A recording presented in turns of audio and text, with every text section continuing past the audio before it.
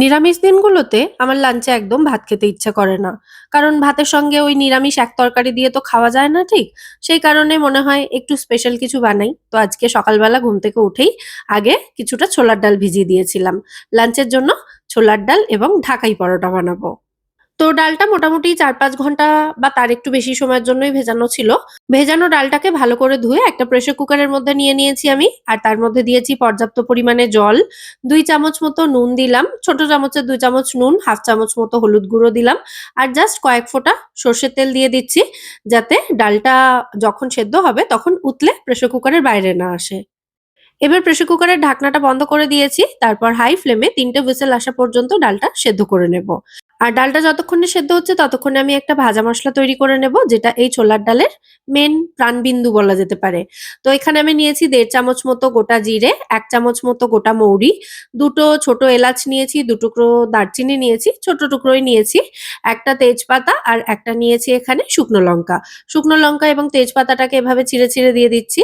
তারপর এর মধ্যে সামান্য একটু নুন দিয়ে এই সমস্ত গোটা মসলাগুলোকে ড্রাই রোস্ট করে নেব। মানে শুকনো কড়াইতে ভেজে নেব। মিডিয়াম ফ্লেমে মসলাগুলো ভাজতে সময় লাগবে ২ থেকে ২.৫ মিনিট মতো। আর এদিকে দেখুন প্রেসার কুকারে হুইসেল আসতেও শুরু হয়ে গেছে। তো পরপর ৩ টে হুইসেল আসার পর আমি গ্যাসের ফ্লেমটা সঙ্গে, সঙ্গে অফ করে দেব। তারপর প্রেসার কুকারের ভেতর থেকে স্টিমটা আপনা আপনি বেরিয়ে যাওয়া পর্যন্ত অপেক্ষা করব। আর এতক্ষণে মসলাগুলো এখানে খুব সুন্দরভাবে ড্রাই রোস্টেড হয়ে গেছে। মসলার কালারগুলো হালকা একটু ডার্ক হতে শুরু করেছে দেখতেই পাচ্ছেন। তো এবার এগুলোকে নামিয়ে আমি হামানদিস্তাতে আধ ভাঙা করে নেব। আপনারা চাইলে এগুলোকে সম্পূর্ণ ঠান্ডা করে মিক্সিতেও গুঁড়ো করে রেখে দিতে পারেন। তো হামানদিস্তার মধ্যে ১ম এ আমি শুকনো লঙ্কা, তেজপাতা, ছোট এলাচ এবং দারচিনি এগুলোকে নিয়ে নিচ্ছি। এগুলোকে ১ম এ একটু গুঁড়ো করে নেব। তারপর জিরে এবং মৌরিটা দিয়ে আবারও একসাথে সমস্তটাকে আধ ভাঙা করে নেব। দেখুন আমাদের ভাজা মসলা এখানে একদম রেডি। তো এবার এটাকেও রেখে দিই। আর এর পরবর্তী স্টেপে আমি ময়দাটা মেখে নেব ঢাকাই পরোটার জন্য। তো আমি এখানে ২.৫ কাপ মতো ময়দা নিয়েছি এবং তার মধ্যে দিয়ে দিলাম ১ চামচ মতো নুন, ছোট চামচের মানে ১/২ টিস্পুন মতো নুন দিয়েছি, ১ টিস্পুন মতো চিনি দিলাম। তার সাথে দিয়ে দিচ্ছি ১/২ টিস্পুন মতো বেকিং সোডা বা খাওয়ার সোডা। আর রেগুলার খাবার খাওয়ার যে চামচগুলো থাকে সেগুলোতে মেপে ৪ চামচ মতো দিয়ে দিলাম সাদা তেল। এখানে একটা অন্য বাটিতে আমি কিছুটা ময়দা নিয়েছি। এই ময়দার মধ্যেও কিছুটা সাদা তেল দিয়ে একটা স্লারি টাইপ তৈরি করে রেখে দেবো। মানে একটা মিশ্রণ তৈরি করে রেখে দেবো, যেটা ঢাকাই পরোটা বেলার সময় কাজে লাগবে। তো এখানে ময়দাতে যা, যা উপকরণ দিয়েছি সেগুলো শুকনো অবস্থায় ময়দার মধ্যে ভালো করে মিশিয়ে নিচ্ছি। মানে ময়দাতে খুব ভালো করে ময়ানটা দিয়ে নিচ্ছি। হাতের মধ্যে এভাবে ঘষে, ঘষে ময়দাতে ময়ানটা দিতে হবে। আর ময়দাতে ময়ানের পরিমাণ বা তেলের পরিমাণ ঠিক হয়েছে কিনা সেটা কিভাবে বুঝবেন? ময়দাটা মেশানোর পর এরকম একটা ক্রাম্বলি টেক্সচার এসে যাবে যখন, তখন এভাবে কিছুটা পোরশন হাতের মধ্যে নিয়ে মুঠো করে দেখবেন। যদি দেখেন এরকম একটু দলা পাকিয়ে যাচ্ছে এবং সঙ্গে, সঙ্গে সেটা বালির মতো ঝুরঝুর করে ভেঙেও যাচ্ছে, তাহলেই বুঝতে হবে ময়দাতে ময়ানের পরিমাণ একদম ঠিক আছে। তখন অল্প, অল্প করে রুম টেম্পারেচারে থাকা জল দিয়ে ময়দাটা আমাদের মেখে নিতে হবে। আর লুচি বানানোর জন্য আমরা যতটা নরম করে ময়দা মাখি, এটা কিন্তু ততটা নরম হবে না। তার থেকে একটু টাইট রাখতে হবে এই ডোটা। দেখুন ময়দাটা আমার মাখা হয়ে গেছে। এবার ওপর থেকে সামান্য একটু তেল মাখিয়ে এই ডোটাকে রেস্ট করতে রেখে দেব ১৫ থেকে ২০ মিনিট মতো। তো পাত্রটাকে ঢাকা দিয়ে রেখে দেব এবার। আর এই সমস্ত কাজকর্ম করতে, করতে দেখুন প্রেসার কুকারের ভেতর থেকে প্রেশারটাও রিলিজ হয়ে গেছে। তো এবার আমি চেক করে নিচ্ছি ডালটা ভালোমতো সেদ্ধ হয়েছে কিনা। দেখুন ডালটা কিন্তু গোটা, গোটা রয়েছে, দেখে মনে হচ্ছে সেদ্ধ হয়নি। অথচ খুব সুন্দরভাবে নরম হয়ে গেছে। ডালের টেক্সচারটা একবারে এরকম থাকলে দেখতেও ভালো লাগবে এবং ডালটা খেতেও ভালো লাগবে। তো এবার ডালটা রান্না করার জন্য গ্যাসে কড়াই বসিয়ে কড়াই ভালো করে গরম করে তার মধ্যে ১ টেবিল চামচ মতো ঘি এড করলাম। ঘিটা ভালোমতো গরম হয়ে গেলে ১ মুঠো মতো কাজু কিশমিশ দিয়ে এগুলোকে হালকা করে ভেজে তুলে রাখতে হবে। দোকানে ঢাকাই পরোটার সাথে যে ছোলার ডাল সার্ভ করা হয় তাতে কিন্তু আলু দেওয়া হয়। তবে আমি এখানে আলুটা দিচ্ছি না। আপনারা যদি এই ছোলার ডাল রান্নায় আলু ব্যবহার করতে চান তাহলে কাজু কিশমিশটা না দিলেও চলবে। আলুটাকে আলাদা ১ম এ একটু ভেজে নেবেন। তারপর মসলা কষানোর সময় আলুটা দিয়ে আলু সেদ্ধ হওয়া পর্যন্ত রান্না করে ডালটা বানাতে হবে। মানে বাকি প্রসেসটা সেম থাকবে। তো কাজু কিশমিশ ভেজে তুলে নেওয়ার পর কড়াইতে যেটুকু ঘি ছিল তার মধ্যে আমি ১ চা চামচ গোটা জিরে, একটা তেজপাতা এবং একটা শুকনো লঙ্কা দিয়েছি ফোড়নের জন্য। জিরের কালারটা দেখুন ব্রাউন হওয়া পর্যন্ত এটাকে ভালো করে ভেজে নিয়েছি। তারপর দিয়েছি ১ পিঞ্চ মতো হিং। হিংটা দিয়ে আবারও একটু নাড়াচাড়া করে নেব। তারপর এর মধ্যে দিয়ে দেব গ্রেট করা আদা। তো আমি আলাদা করে আদাটা কিন্তু গ্রেট করে রাখিনি। কড়াইয়ের ওপরে একটা গ্রেটার রেখে এভাবে আদাটাকে গ্রেট করে আমি একদম ডিরেক্টলি ঘিয়ের ওপরে দিয়ে দিচ্ছি। আর আমি এখানে ঘি ব্যবহার করেছি রান্নাটা করতে, আপনারা কিন্তু সাদা তেলেও রান্নাটা করতে পারেন। তো এদিকে আদার কাঁচা গন্ধ চলে যাওয়া পর্যন্ত আদাটাকে ভালো করে আমি ভেজে নিয়েছি। তারপর দিয়ে দিচ্ছি সামান্য একটু নুন। ডাল সেদ্ধ করার সময় নুন দেওয়া ছিল, তাই নুনটা বুঝে দিতে হবে। 1-4 চা চামচ মতো হলুদ গুঁড়ো দিয়েছি। ডাল সেদ্ধ করার সময় হলুদও দেওয়া ছিল। আর দিয়েছি এর মধ্যে হাফ টিস্পুন মতো জিরে গুঁড়ো এবং হাফ টিস্পুন মতোই লঙ্কা গুঁড়ো। দিয়ে সমস্ত উপকরণ ভালো করে মিশিয়ে নিচ্ছি। আর যেহেতু গুঁড়ো মসলা, তাই মসলাটা যাতে পুড়ে না যায়, ডাল সেদ্ধ করা জল অল্প একটু এর মধ্যে দিয়েছি। দিয়ে মসলাটাকে ভালো করে কষিয়ে নিচ্ছি।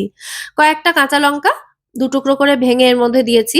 মসলাটা দেখুন কিছুক্ষণের মধ্যেই কিন্তু ভালো মতো কষানো হয়ে গেছে। মসলা থেকে তেল ছাড়তে শুরু করেছে। তো এবার সেদ্ধ করে রাখা ডালটা এর মধ্যে আমি ঢেলে দিচ্ছি। সমস্ত উপকরণ একবার ভালো করে নাড়াচাড়া করে মিশিয়ে দিচ্ছি। প্রেসার কুকারের মধ্যে সামান্য একটু জল নিয়ে সেই জলটা আমি এর মধ্যে দিয়ে দিলাম। আপনারা ডাল যতটা পাতলা করতে চান বা যতটা ঘন রাখতে চান, সেই অনুযায়ী জলটা বাড়িয়ে বা কমিয়ে দিতে পারেন। স্প্যাচুলা বা হাতার সাহায্যে কিছু ডাল এভাবে একটু ম্যাশ করে দিতে হবে। তাতে ডালটা ঘনও হবে এবং ডালের টেস্টও অনেকটা বাড়বে। তো বাকি রান্নাটা করার জন্য ডালটাকে আমি প্রেসার কুকারের মধ্যে শিফট করে দিলাম। কারণ ওই কড়াইটাতে আমি ঢাকাই পরোটাগুলো ভাজবো। তো কুকারটাকে জাস্ট আলতো করে উপর থেকে চাপা দিয়ে এটাকে ৩-৪ মিনিট মতো আরো আমি রান্না করে নিয়েছি মিডিয়াম ফ্লেমে। ডালের টেক্সচার একদম ঠিকঠাক হয়ে গেছে এখন। তো এবার এর মধ্যে আমি ভেজে রাখা কাজু কিশমিশটা দিয়ে দিচ্ছি। আর তার সাথে দিয়ে দেব যে ভাজা মসলাটা তৈরি করেছিলাম, সেই ভাজা মসলাটা ১ টেবিল চামচ দিয়েছি। সাথে দিয়ে দিচ্ছি স্বাদ অনুযায়ী একটু মিষ্টি। আমি জাগেরি পাউডার দিয়েছি, আপনারা চিনিও দিতে পারেন।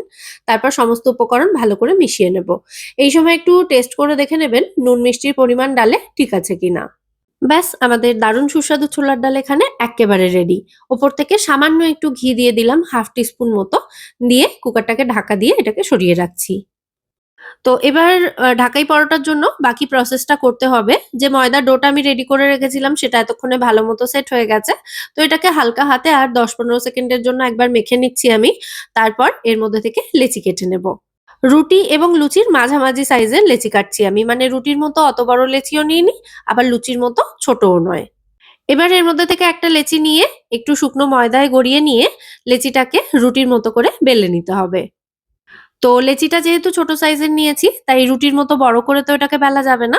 তাও যতটা সম্ভব মানে রুটির মতো থিকনেস রেখে এই লেচিটা আমাদের বেলে নিতে হবে। দেখুন ঠিক এরকম সাইজের একটা রুটি আমি বেলে নিয়েছি। এবার এই রুটিটার ওপরে যে ময়দা এবং তেলের মিশ্রণটা তৈরি করে রেখেছিলাম, সেটাকে পুরো এভাবে স্প্রেড করে দিতে হবে। আপনারা এই মিশ্রণটা বানানোর জন্য তেলের সাথে কর্নফ্লাওয়ারও মিক্স করতে পারেন। মানে ময়দার পরিবর্তে কর্নফ্লাওয়ারও ব্যবহার করা যাবে। তো রুটিটার উপরে ময়দা এবং তেলের মিশ্রণটা পুরো স্প্রেড করে দেওয়ার পর রুটিটাকে সেন্টার থেকে যেকোনো একটা সাইডে এভাবে একটু কেটে নিয়ে তারপর রুটিটাকে পুরোটা এভাবে রোল করে নিতে হবে। এরপর এদিকের যে খোলা মুখটা রয়েছে সেটাকে প্রথমে একটা আঙুল দিয়ে ভেতরের দিকে একটু প্রেস করে দিয়ে এভাবে পানের খিলির মতো সিল করে দিতে হবে। আর এই যে সরু অংশটা রয়েছে এটাকে একটু ওপর থেকে এভাবে কেটে নিতে হবে। ব্যাস তাহলেই ঢাকাই পরোটার লেচি রেডি হয়ে যাবে। একই রকম ভাবে আরো একটা আমি তৈরি করে দেখিয়ে দিচ্ছি। প্রথমে রুটির মতো বেলে নিয়েছি, সেটা আর দেখাইনি। তো তারপর ময়দা এবং তেলের যে মিশ্রণটা তৈরি করে রেখেছিলাম সেটা এভাবে স্প্রেড করে দিয়েছি রুটিটার উপরে এবং মাঝখান থেকে মানে সেন্টার থেকে যেকোনো একটা সাইডে কেটে রুটিটাকে এভাবে রোল করে নিয়েছি। এবার খোলা মুখগুলোকে এভাবে পানের খিলির মতো ভেতরের দিকে প্রেস করে বন্ধ করে দিলাম এবং যে সরু প্রান্তটা রয়েছে সেটা একটু ওপর থেকে এভাবে ছুরি দিয়ে কেটে নিলাম। ব্যাস আমাদের লেচি রেডি। আর যে কাটা অংশটা থাকবে সেগুলো দিয়ে কিন্তু আপনারা আরো একটা লেচি তৈরি করে নিতে পারেন। মানে ৩-৪টে কাটা অংশ মেলালেই কিন্তু একটা লেচি হয়ে যাবে। আচ্ছা এরপর দেখুন আরো একটা লেচি রুটির মতো বেলে নিয়ে তার উপরে প্রথমে আমি তেল মাখিয়ে দিয়েছি এবং তেলের উপরে শুকনো ময়দা এভাবে একটু ছড়িয়ে পুরো রুটিটাকে কভার করে দিয়েছি। এভাবে তেল এবং ময়দা আপনারা আলাদা আলাদা ভাবেও দিতে পারেন। মানে তেল এবং ময়দার মিশ্রণ তৈরি না করে এভাবে আলাদা করেও দিতে পারেন। তো এইভাবে ঢাকাই পরোটার জন্য লেচিগুলো রেডি করে নিতে হবে। আর লেচিগুলোর ওপর থেকে এভাবে ২-৩ ফোঁটা করে সাদা তেল মাখিয়ে রাখতে হবে। এভাবে তেল মাখিয়ে নিলে পরোটার লেয়ার গুলো কিন্তু খুব সুন্দরভাবে খুলবে যখন পরোটাগুলো ভাজা হবে। আর এখানে দেখুন একই রকম ভাবে বেশ কয়েকটা ঢাকাই পরোটার লেচি আমি তৈরি করে নিয়েছি। যে পরিমাণ ময়দা আমি নিয়েছিলাম তাতে এরকম সাইজের মানে ছোট সাইজের ১৬টা ঢাকাই পরোটা তৈরি হয়েছে। তো ঢাকাই পরোটার লেচিগুলো এবার বেলতে হবে। বেলার জন্য লেচিগুলো নিয়ে প্রথমে আঙুল দিয়ে একটু প্রেস করে চ্যাপ্টা করে নিতে হবে। তারপর লেচিগুলোকে হালকা হাতে এভাবে লুচির মতো করে বেলে নিতে হবে। এবার তেল ভালো করে গরম করে নিয়ে মিডিয়াম ফ্লেমে রেখে তারপর পরোটাগুলো ডুবো তেলে ভেজে নিতে হবে। আর পরোটার যে সেন্টারটা তৈরি হয়েছে দেখতেই পাচ্ছেন, সেটা কিন্তু ভাজার সময় এভাবে তেলের ওপরের দিকে রাখতে হবে। এবং তেলে দেওয়ার পর পরোটাটা যখন তেলের ওপরে এভাবে ভেসে উঠবে, তখন একটা হাতায় করে তেল নিয়ে পরোটারও যে সেন্টারটা তৈরি হয়েছে সেটার ওপরে একটু ওপর থেকে মানে একটু উঁচু থেকে এভাবে তেল ঢালতে হবে। এতেই কিন্তু ঢাকাই পরোটার লেয়ারগুলো খুব সুন্দরভাবে প্রমিনেন্ট হবে। তো এইভাবে পরোটাটা মিডিয়াম ফ্লেমে ভাজতে ভাজতে যখন দেখবেন ওপরে হালকা কালার ধরতে শুরু করেছে, তখন পরোটাটা উল্টে দিতে হবে। এবং একই রকমভাবে দুপিঠ থেকে পরোটাটাকে খুব ভালো করে ভেজে, খুব ভালো করে তেল ঝরিয়ে পরোটাটা তুলতে হবে। পরোটাটার ওপর থেকে যেহেতু তেল ঢালা হয়েছে, তাই পরোটার ভেতরে কিন্তু অনেকখানি তেল যায়। তাই খুব ভালো করে তেল ঝরিয়ে তারপর তুলতে হবে। পারলে পরোটাগুলো তেল থেকে তোলার পর একটা ছাঁকনির ওপরে উল্টিয়ে রেখে দেবেন, যাতে তেলটা ভেতর থেকে পুরোপুরি বেরিয়ে যায়। একই রকমভাবে আরো কয়েকটা ঢাকাই পরোটা আমি একটু ফ্রাই করে দেখিয়ে দিচ্ছি। ঢাকাই পরোটা খেতে কারা, কারা ভালোবাসেন একটু কমেন্টে জানান দেখি। আমার কিন্তু ভীষণ পছন্দের। মুচমুচে এই ঢাকাই পরোটা আর তার সাথে দারুণ সুস্বাদু ছোলার ডাল। দারুণ একটা কম্বিনেশন। আর আজকের এই মুচমুচে ঢাকাই পরোটা আর তার সাথে দারুণ সুস্বাদু ছোলার ডালের রেসিপিটা আপনাদের কেমন লাগলো সেটা কিন্তু অবশ্যই আমায় কমেন্টে জানাবেন। যদি ভালো লেগে থাকে ভিডিওটাকে বরাবরের মতো একটা লাইক এবং শেয়ার করে দেওয়ার অনুরোধ রইল। সাথে এরকম নিত্য নতুন রেসিপি পাওয়ার জন্য চাইলে আমার চ্যানেলটাও সাবস্ক্রাইব করে আমার পাশে থাকতে পারেন। যাই হোক, এদিকে দেখুন ৪ টে ঢাকাই পরোটা আমি ভেজে দেখিয়ে দিলাম। আর তার সাথে সার্ভ করে দিচ্ছি দারুণ টেস্টি নিরামিষ ছোলার ডাল। দেখতে যেমন দুর্দান্ত হয়েছে, খেতেও তেমন দুর্দান্ত সুস্বাদু হয়। আচ্ছা, এবার একটা ঢাকাই পরোটা আমি একটু ভেঙে দেখিয়ে দিই এটা কত সুন্দর মুচমুচে হয়েছে। আওয়াজ শুনেই আশা করি বুঝতে পারছেন কতখানি মুচমুচে হয়েছে ঢাকাই পরোটাগুলো। এইভাবে ঢাকাই পরোটাগুলো আর তার উপর থেকে ছোলার ডালটা দিয়ে সার্ভ করা হয়।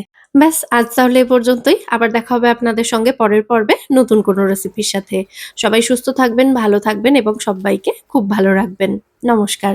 আর ভিডিওটা ছেড়ে যাওয়ার আগে কিন্তু অতি অবশ্যই বেল আইকনটা ক্লিক করে অল নোটিফিকেশন অপশনটা অন করতে ভুলবেন না। তাহলে আমি যখনই কোনো নতুন রেসিপি ভিডিও আপলোড করব, তার নোটিফিকেশন সবার আগে আপনার কাছে পৌঁছে যাবে এবং আপনি কোনো ভিডিও মিস করবেন না।